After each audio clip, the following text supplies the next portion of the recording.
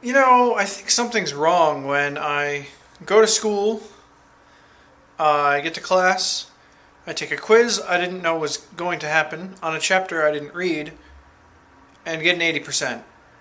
But well, I'll take it. So who would have thought I would have been hit with a little more inspiration? I'm thinking, if I want to record a Magic game, record the whole thing on a stand. If we had multiple cameras, I'd do it multiple angles, but this seems to give the best angle overall. And then I would record the whole game and speed through the boring parts. Just speed through where nothing consequential happens. And then when some great play is made and, you know, rah, rah, and then the rah, rah, rah, like, say this was actually not an island and it was a consequential card, I wouldn't, like, do this to the camera, but instead I would, like, put right here a little description of the card, the name and what it does, or the name and what it changed. And right, like, here and here, I would have, like, little health displays for each of the players. So, you'd kind of be looking right like this for most of the time. I don't know, I'm really brainstorming this, so I need people to play a game and for me to record it, for me to fool with it, see if I can make it deliverable. Because my entire point here is to make it not boring, as little boring as possible. So it's going to be a challenge. And I looked online and there are like no videos of Magic games. There's the Magic video game, like clips from that, but they're not even interesting. So I might actually be the first person to do this. After playing with a few different methods of delivering a Magic game, I sunk several hours into Stepmania. And for anybody who knows how it works, I started off being able to do 4s, 5s-ish. Now I'm up to 8s, couple 9s. So I'm getting better and I'm feeling pretty good about it. And I really enjoy watching my own finger dexterity increase. So that's what I've been doing.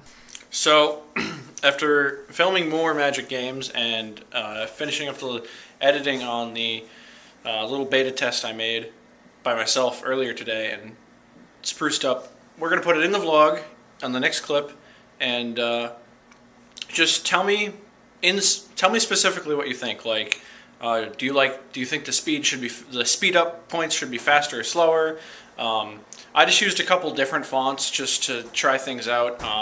I know that there's a spelling error on one of the cards. I know that the life counter is a little bit small to see.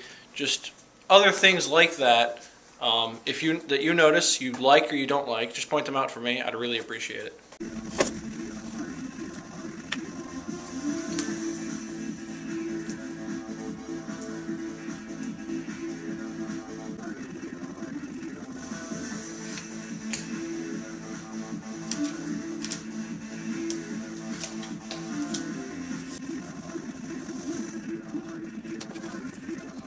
I, however, have been doing nothing.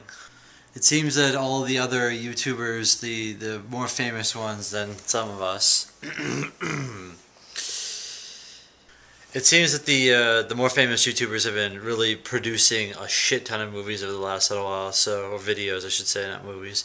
But they posted like 30 videos since like less than 48 hours ago. I'd have to say like 38 or so hours ago. So they posted a lot of shit, and it was interesting to try and keep up with it. I just spent like an hour and a half doing it. So that's what I've been doing with my night since I got home from work.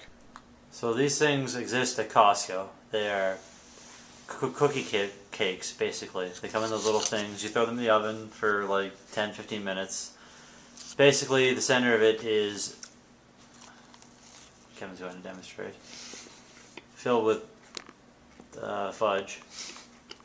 Yeah, pull it apart like a vagina. Anyway, the center's filled with fudge, and we got them once for fun, and then I didn't really like them all that much. Well, I like them, but I mean, I'm weird. And he's like addicted to them.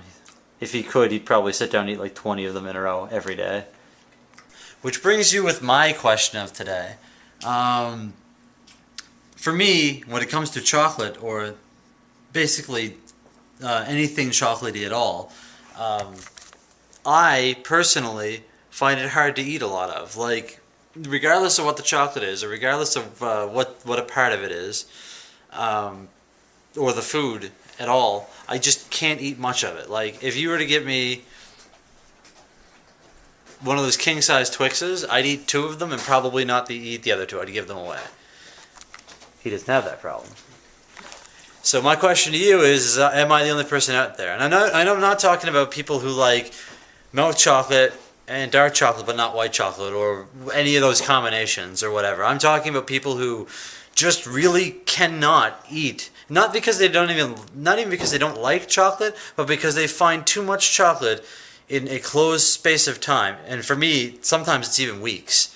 But for in a closed space of time, it just makes them sick. Like, you eat it and you feel sick like immediately afterwards. Am I the only person like that? Do any of you guys feel like that? And if not, what's your favorite chocolate? I guess I should ask, if you really love chocolate. He is not allowed to answer because his favorite chocolate is Reese's. So it is rather late. It's almost 3 a.m. and I realized that though I'm not all that tired, I should probably try to get some sleep. So I also realized, I haven't finished the vlog. So I'm gonna say goodnight to you folks and get to editing, and we'll see you tomorrow.